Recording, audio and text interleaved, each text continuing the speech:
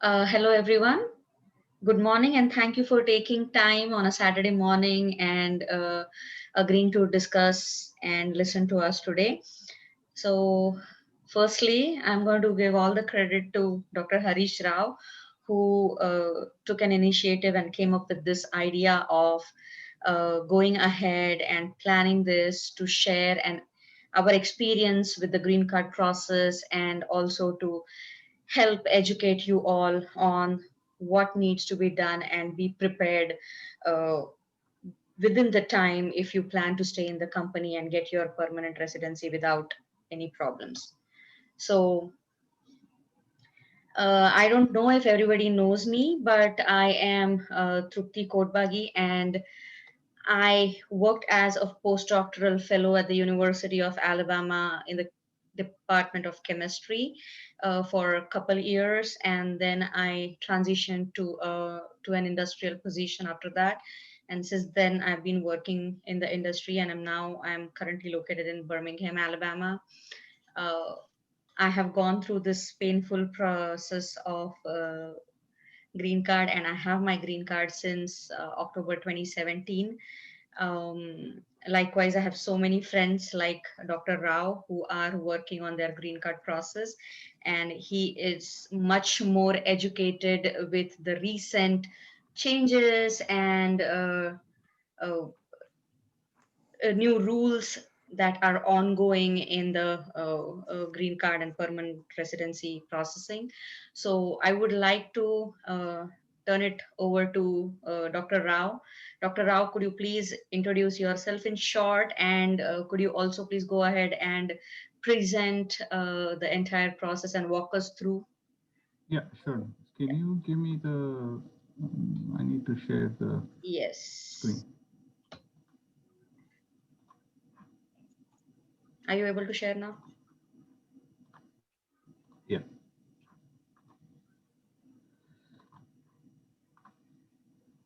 Okay, so I hope everybody can see the screen. If not, please let me know. Uh, Thanks, Trupti, for the introduction. So if people, I know there's a few of you who already know me. I'm Harish. I've been in this country since December 2006, and I got my master's at Tuskegee University. I worked for 2 years as a research assistant, and then I came to University of Alabama to pursue my PhD in mechanical engineering, where I graduated in 2014 December, and then eventually I moved to Canada. I lived there for about 2 years, returning back to US about in 2017, and I've been currently I'm a research assistant, or sorry, a research engineer at University of Alabama since 2019. So in terms of green card, I've been working on my green card probably, since 2017, but the preparation has been going on since 2014, so on. So I'm in the last stage now. The idea behind why we wanted to do this today was, I have gone through the process and it is not easy, it is not fun. It takes a lot of time, it takes money, and it can be really, it can drain your energy at times. So the idea is that, you probably, um, if it hopefully it helps you. Um, Hopefully it helps you in kind of like making sure that you are prepared well in advance. Um, there is, am I audible? I know Hari just sent me a Now you message. are. This is much better. Okay, is this better? Much better. Okay. So let me go through the presentations. This is about 30 slides, but please feel free to stop me anywhere. And I want to have this discussion today, not like me presenting and then you just making notes. If you have any questions, don't feel like, this is a stupid question. There's no stupid questions at all. If you have a question, ask, and I would be happy to answer if I know.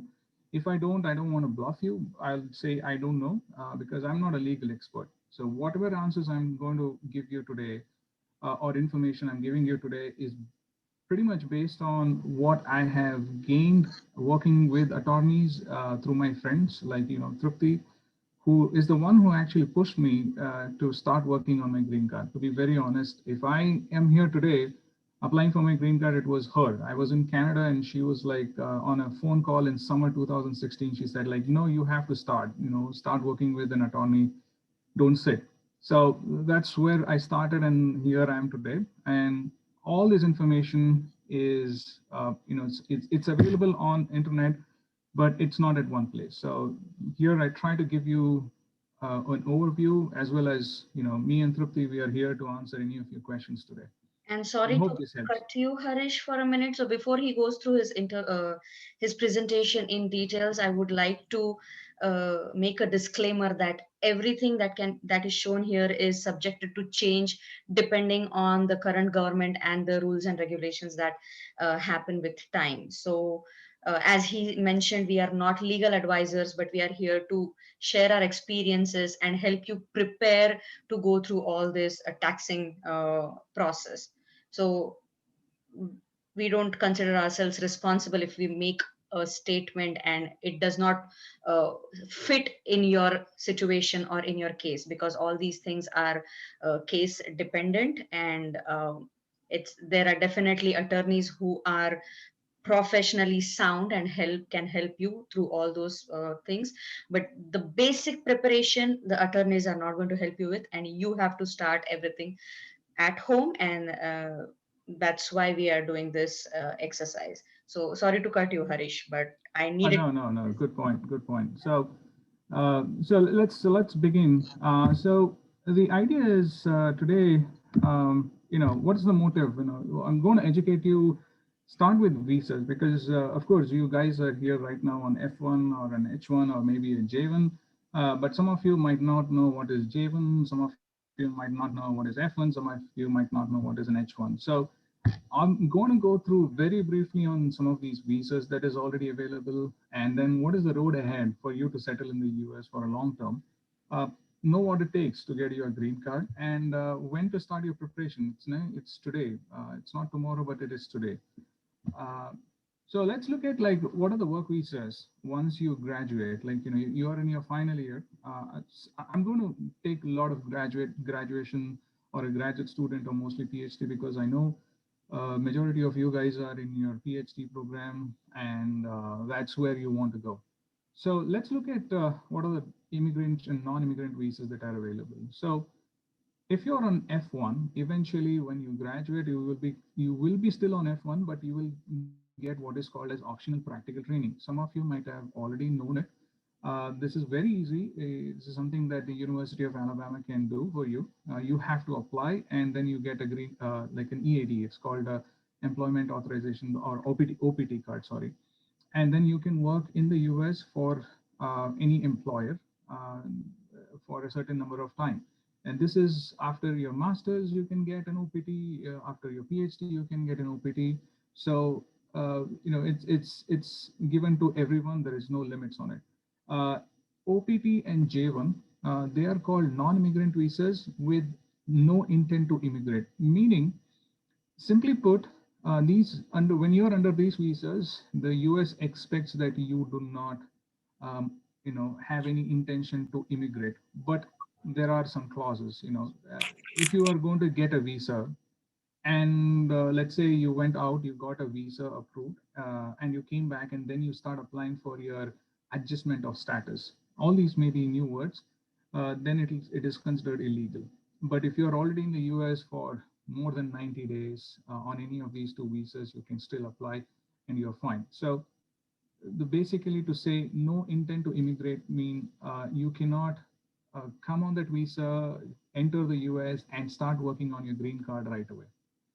Similarly, there is also O1 and H1B. These are also non-immigrant visa, but they have an intent to immigrate. Meaning, if you're on H1 and O1, and if you enter US tomorrow, you can start working on your adjustment of status right away, right tomorrow, because that or those visas are considered as, gives you the option to immigrate eventually.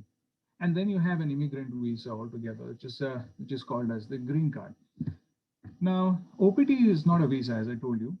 but it's an employment authorization for students who have a degree from US institution. So you should have a degree. You should have graduated from a US institution.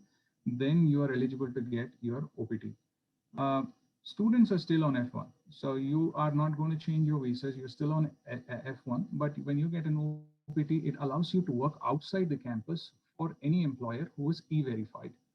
And you can also work for a number of hours. Student applied their university and allowed to work and remain in the US for initially for 1 year. So this is for mostly for non-STEM. But if your degree from if your degree is in STEM, which is science, technology, engineering, and mathematics, then you can get an additional 2 years of OPT. So in total, for STEM graduates, you get a 3-year OPT. And this is only if you have graduated from F1, from a US university, and it should be right after your graduation. You can't take a break. After you graduate, you go to India for 1 year, then come back. You can't apply for an OPT. You have to apply just before you are graduating, and you have to be in the US. So there is no limitation in number of how many EADs are issued per year. And you can also apply for an EAD. Let's say you got a master's now, you can apply for a EAD, work for 3 years. Then let's say you go back to do your PhD. And once you've done with a PhD, you can apply for your another EAD. So it's for each level you get an EAD. What is J1 visa? J1 is mostly sponsored by universities and labs in the US. It is much more easier to sponsor a J1 when compared to, let's say, an H1B or an O1 visa. But there are a lot of restrictions. It's easy, but there's a lot of restrictions. Most Indians are subjected to a 2-year home country residency, meaning once you're done with your J1, you're basically promising them that you're going to go back to India, stay there for 2 years, and then you will come back to US. In the meantime, you can still come back to US as a tourist, but you cannot come back on an H1 or an O1 visa, or you cannot apply for green card, the final stage of processing, if you have not completed the 2-year home country requirement. But there is a way around. Basically, if you can get a home country waiver from Indian government saying that, okay, this candidate is not, we don't want him to back in India, that's absolutely fine. Then you can stay back in the US and then you can start your green card process or move on to H1. This is a very complicated thing, and I'm very giving you like kind of like a bird's eye view. I and Dr. Kotbagi, we both have been on J1 visas. So if anybody here eventually gets into J1, or if somebody is already on J1, you can connect with us and we can probably give you more information on that. And I mean, J1 is so, I mean, if you don't have a waiver, or if you don't, suffice the 2-year home country residency requirement, even if you marry a US citizen, you are not allowed to enter the US and get your green card. So that's how strict they are. And once you're on J1, that's for your life. So you have to be a little careful and make sure that you know all the rules and regulations. In H1B, there is 2 different things. Let's say you go to for-profit organizations like companies, or like let's say any companies like Google, Facebook, any of these companies. They are called H1B cap. They are not exempt from cap, meaning there is a limitation in H1B. Per year, they only give about 85,000 for the entire world. So, I mean, you can imagine how many visas USCIS receives per year. It's about 200,000 visas. So they do a lottery, and if you're randomly, if you're picked, if your application is picked, your H1 will be approved.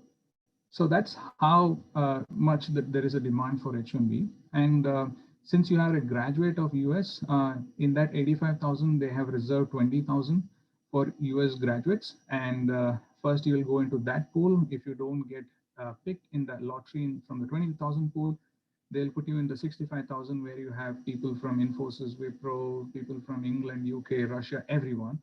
And then they're going to do another lottery. So all these H1Bs has to be applied before on April 1st. Most of the companies will do it on April 1st because there is a very small window when they open and when they close, and this is generally a week. And even if your H1 is picked, you are officially allowed to work on an H1 from October 1st the following year. So if your H1B is picked in April 1st, 2021, you're officially on an H1 from October 1st, 2021, not right away. So there's a waiting time for it. So this is a lottery system again, and you will get your initial H1 for 3 years, and it can be extended for up to 6 years. That meaning 3 years, and then you extend for another 3 years. For extension beyond 6 years, you should have an approved I-140. I-140 is the first stage of green card. So all these things you will know more as we go further. And you can only work for the company that sponsored your H1B. You cannot work for anyone else. So if a company X sponsors your H1, you have to stick with X. Unless a company Y can transfer your H1, you cannot move to company Y. What is H1B cap exempt? So I am on H1B cap exempt. So I'm on an H1B right now. The University of Alabama sponsored my H1. These cap exempt are the companies mostly like universities, national labs, and any of the non-profit organizations. I know they can sponsor your H1. The good thing about this is there is no limitations as you have like 85,000. So there is no lottery system. There is no like, on April 1st, you have to apply and you have to start working on October 1st. They can apply anytime. Once it's approved, you can start working on H1 right away. So that's a good thing. Um, and in terms of like, how many years it is going to be for 3 years, then it's for 6 years, and then eventually you have to get your I-140 to extend beyond 6 years. The downside of this H1B exempt is that, let's say you are working for a university and then you get an offer from a company outside. You cannot move to that company because the H1 cap exempt visas are non-transferable between a profit and a non-profit organization. But if you get a job in a national lab, you can always move from university to a national lab. That transfer can happen, or from national lab to another national lab, university to another university, or a lab to another university. This is absolutely fine. But going from a university or a national lab to a private, you cannot transfer your H1. Harish, I'm sorry to interrupt. Not about the presentation. If you guys get thrown off the meeting in next 6 minutes, you will see another link on the Facebook page. Go ahead and just click on that and join it. I don't know why it is asking me to upgrade, although I have a pro account. So just letting you know, guys, you can just go ahead and uh, use the Or link. Trupti, do you want me to send a link? I have a UA account, so I can, it's a pro account. Yeah, that's fine. Go ahead and send a link. Okay. How many people are here now? Okay. Guys, do you Like, guys mind if I just create an account and send you the link in like a minute? Sure. I mean, that's you good. guys can be online. I can send you on the chat link itself right now. Yeah. I'm sorry, guys.